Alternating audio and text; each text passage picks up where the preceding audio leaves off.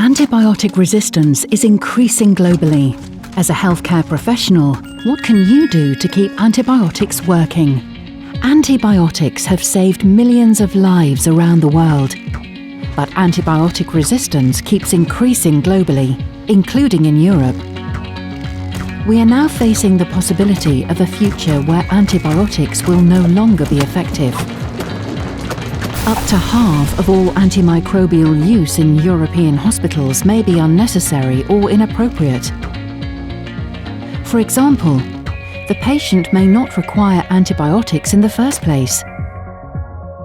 Or the antibiotic prescribed may be of the wrong dose or of the wrong kind.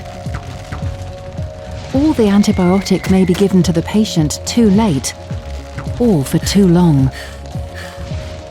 Everyone working in a hospital or a long-term care facility can do their part to preserve the effectiveness of antibiotics so that they can still cure infections. As an infectious disease specialist or clinical microbiologist, you can set up an antimicrobial stewardship program. This can ensure that tools and guidelines on how to use antibiotics are disseminated and followed, that staff get proper training, that monitoring and reporting systems are put in place, and that infection prevention and control measures are implemented.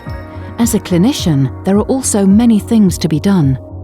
You can ensure that infection prevention and control measures are implemented. You can ensure that antibiotics are not given for longer than recommended, in particular for surgical prophylaxis. When prescribing antibiotic therapy, you can make sure that microbiological samples are taken before antibiotics are given.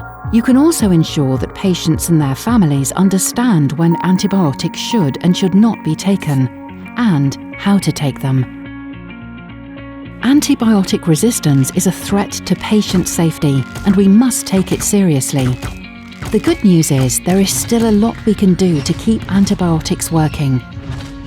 Take microbiological samples before giving antibiotics. Do not give antibiotics longer than recommended. Check that infection prevention and control measures are in place. Inform patients and their families on when and how antibiotics should be taken.